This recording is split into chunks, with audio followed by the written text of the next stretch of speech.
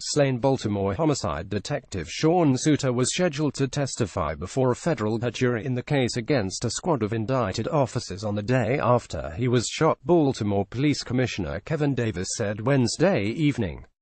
The revelation brings together two cases that have sent shockwaves through the police department and the city as a whole. The federal prosecutions of 8 members of the department's elite gun task force, who are accused of shaking down citizens and conspiring with drug dealers, and the killing of Suter last week in West Baltimore, the first of an on-duty officer by a suspect in 10 years. Davis said Wednesday that federal authorities have told him in no uncertain terms that Suter was not a target of their investigation into the gun trace task force. He said authorities have no reason to believe Suter's killing was connected to his pending testimony. The BPD and FBI do not possess any information that this incident is part of any conspiracy, Davis said. He said evidence shows the shooting occurred spontaneously, as Suter investigated a suspicious person in the Harlem Park neighborhood. There is no information that has been communicated to me that Detective Suter was anything other than a stellar detective, great friend, loving husband and dedicated father, he said. Davis also said that Suter is believed to have been killed with his own service weapon, which was fired at close range, and that there was evidence of a struggle before the shooting.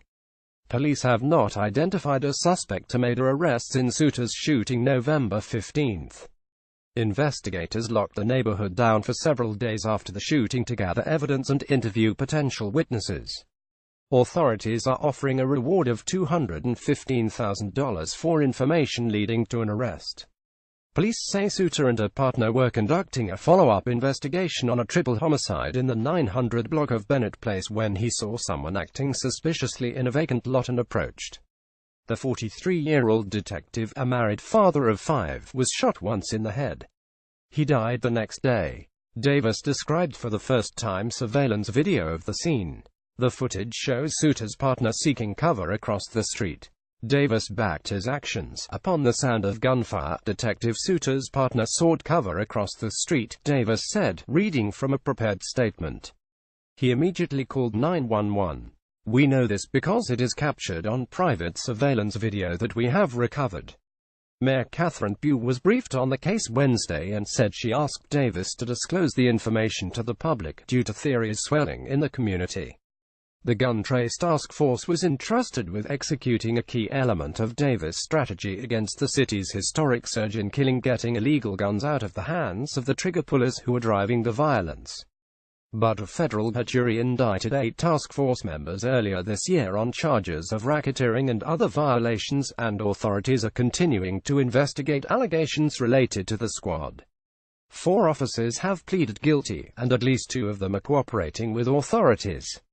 The other 4 members have pleaded not guilty. They are scheduled for trial in January. Davis said he was told by federal prosecutors that Suter was to testify in the case of the indicted officers in relation to an incident from several years ago. It was not clear whether his testimony would be helpful or harmful to the officers. Among the officers to stand trial is Sergeant Wayne Jenkins, the supervisor of the task force. Jenkins and Suter were involved in a high-speed chase in 2010 in which the elderly father of a Baltimore police officer was killed. 2 men were charged in the case. Umar Burley and Brent Matthews were both convicted of heroin possession charges and sentenced to federal prison.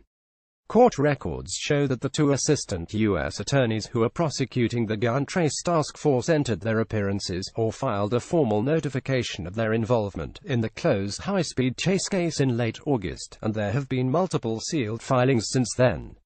The U.S. Attorney's Office in Maryland declined to comment Wednesday night.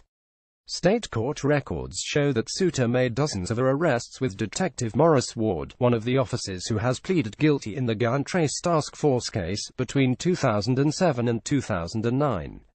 He made 2 arrests in 2008 with Detective Mamodu Gondo, and 3 arrests in 2010 with Jenkins.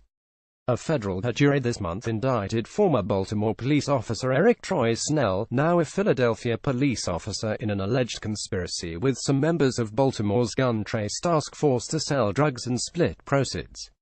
In one allegation, federal prosecutors accused Jenkins and Detective Jamal Rayum of initiating a high-speed chase in 2016 in which driver of the vehicle threw more than 9 ounces of cocaine out of the window of his vehicle before crashing near Mondawmin Mall.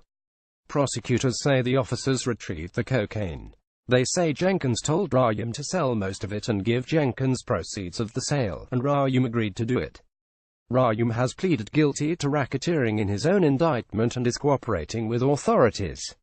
Police asked anyone with information to call homicide detectives at 4,103,962,100, the FBI at 1-800-CALL-FBI, or Metro Crime Stoppers at 1-8667-LOCKUP. Sun reporters Jim Prudente and Luke Broadwater contributed to this article.